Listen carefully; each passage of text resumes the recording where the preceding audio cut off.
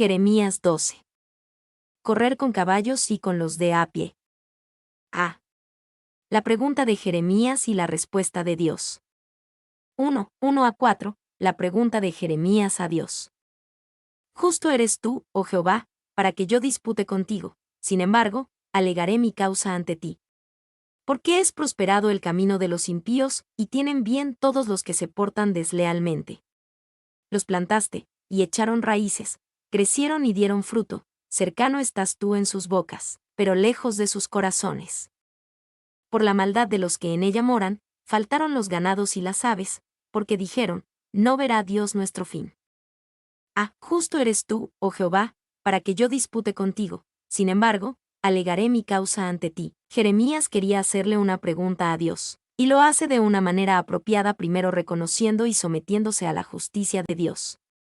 B. ¿Por qué es prosperado el camino de los impíos?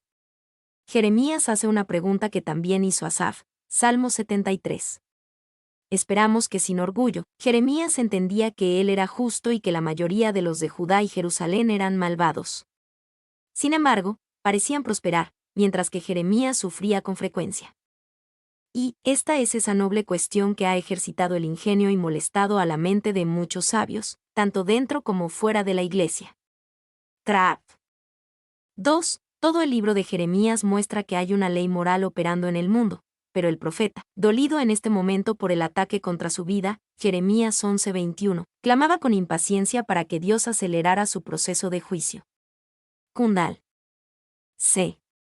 Los plantaste. Jeremías consideraba que los impíos no podrían disfrutar de ninguna prosperidad o placer a menos que Dios lo permitiera. El fruto del que disfrutaban a fin de cuentas provenía de Dios de alguna u otra manera.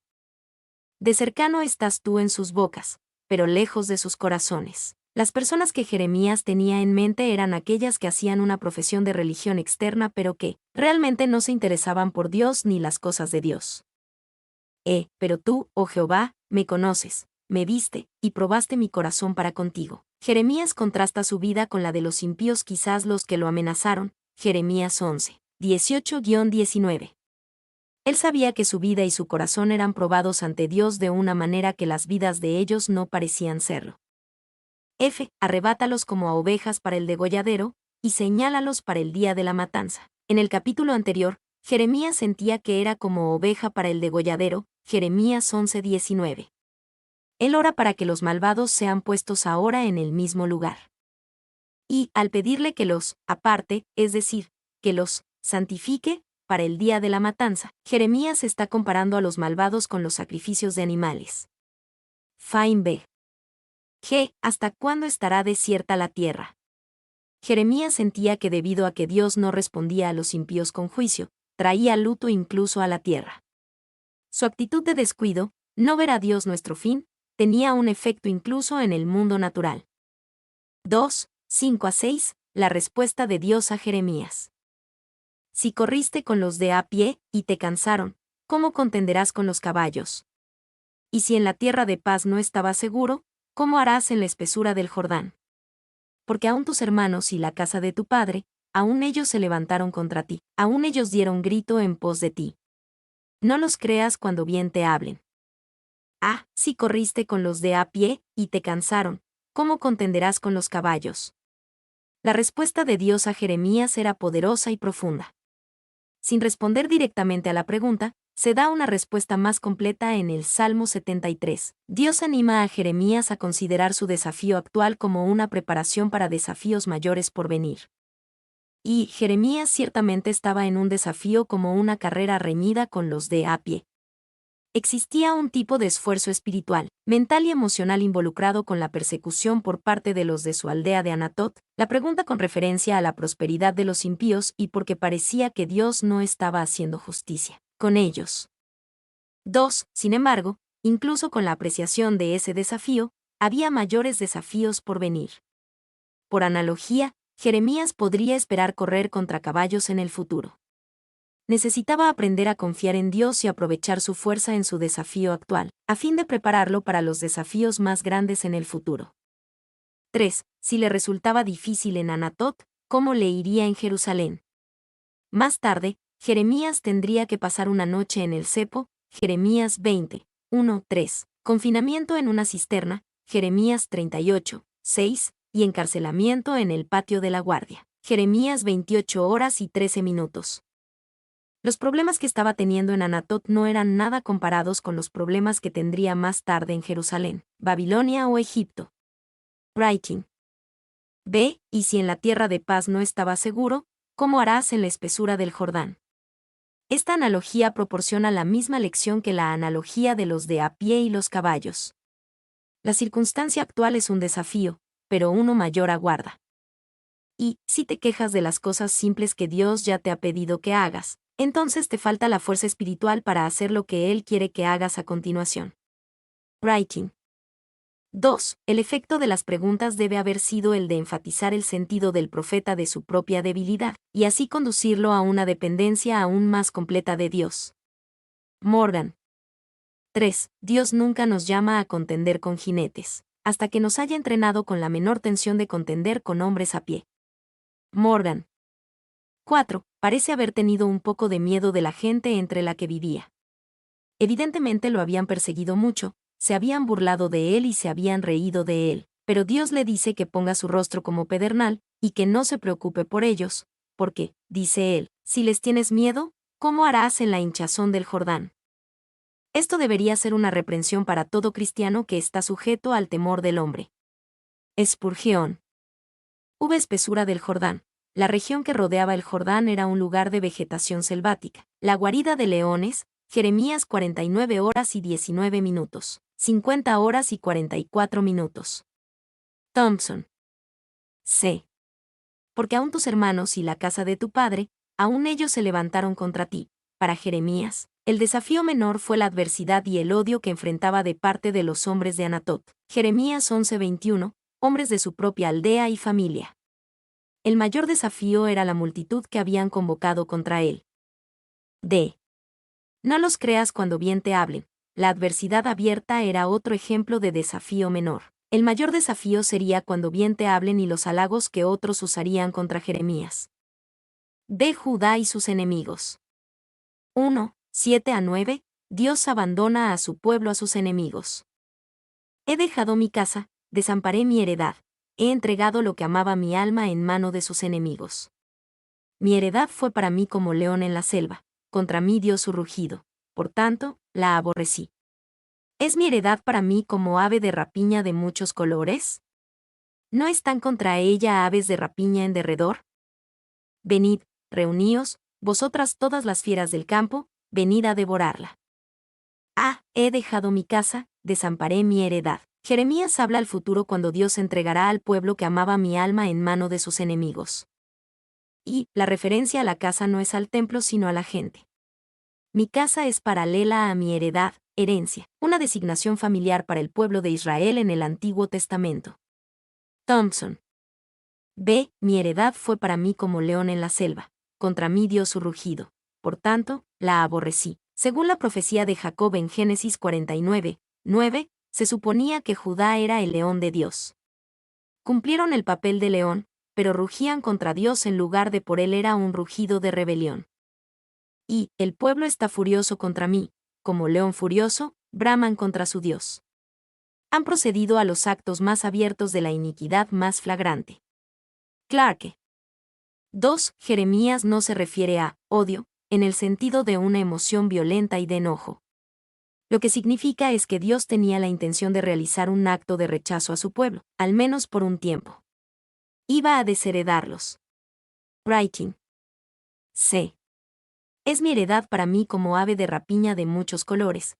La idea es de un pájaro que se ve diferente, por lo tanto, es perturbado por los otros pájaros. Judá sería atacado por las naciones vecinas.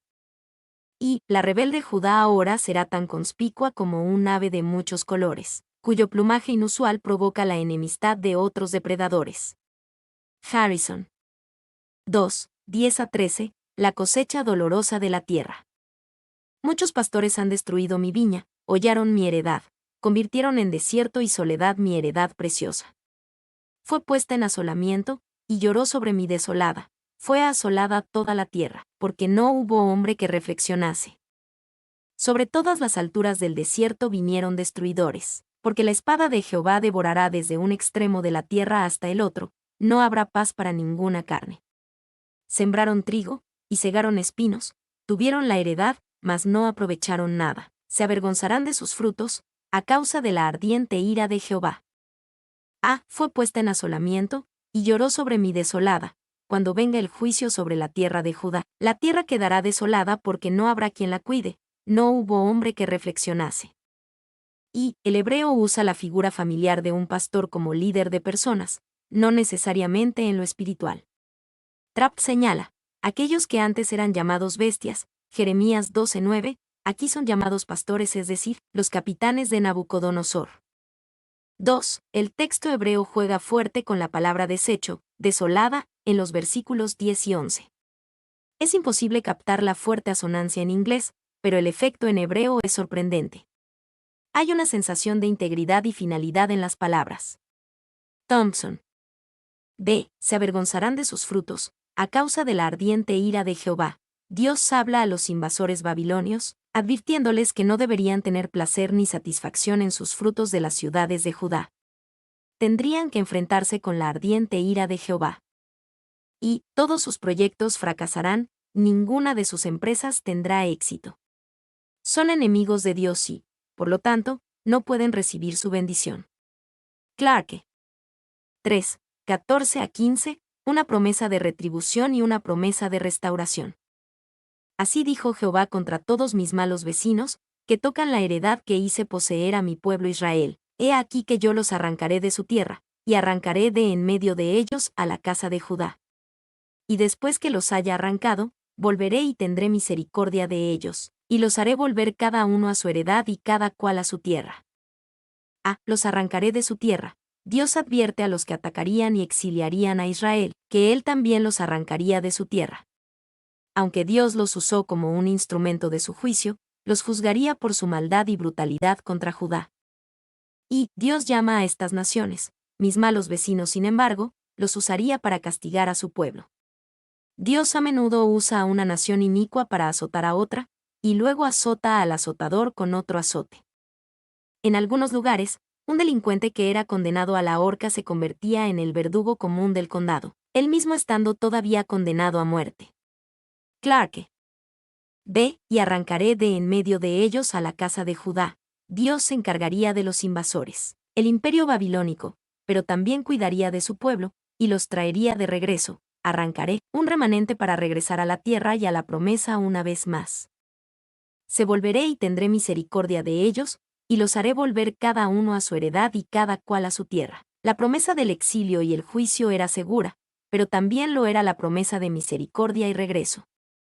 Jeremías no necesita desesperarse ante la aparente prosperidad de los impíos y la angustia de los justos. Dios movería todas las cosas de acuerdo con su plan perfecto. 4. 16 a 17, una promesa misericordiosa para las naciones. Y si cuidadosamente aprendieren los caminos de mi pueblo, para jurar en mi nombre, diciendo, vive Jehová, así como enseñaron a mi pueblo a jurar por Baal, ellos serán prosperados en medio de mi pueblo. Mas si no oyeren, arrancaré esa nación, sacándola de raíz y destruyéndola, dice Jehová. Si cuidadosamente aprendieren los caminos de mi pueblo. Dios hace una oferta notable a los babilonios y a cualquiera que se opusiera a su pueblo. Si se volvieran a él y juraran por su nombre, entonces podrían ser prosperados en medio de mi pueblo. Podrían compartir la bendición y la bondad de Dios entre su pueblo. Y también ofrece a los pueblos paganos las bendiciones de la relación del pacto si tan solo repudian a las deidades de Baal y juran por el Dios viviente. Harrison. 2. Esto nos recuerda que la consideración de Dios por Israel nunca se basó en la raza o el origen étnico. Se basó en el amor y la fidelidad a Yahvé. Cualquier nación que honrara al Señor de esta manera obtendría los mismos beneficios que pertenecían a la etnia de Israel. 3. Es extraordinario ver que a estos malos vecinos, Jeremías 12:14, se les promete una participación en un futuro glorioso, después de un castigo similar al infligido a su pueblo del pacto, siempre y cuando acepten el testimonio de Judá de su Salvador. Kundal. Mas si no oyeren, arrancaré esa nación, sacándola de raíz y destruyéndola. Grande era la bendición por volverse al Señor, pero el precio por rechazar a Dios también era grande. podían esperar el juicio de Dios, sin importar su actual prosperidad o superioridad. Y la acidez de lo amenazador nos hace saborear mejor la dulzura de la promesa. Trap. Mi nombre es Demim. Soy tu asistente personal. Mi sitio en internet es demim.es.tl.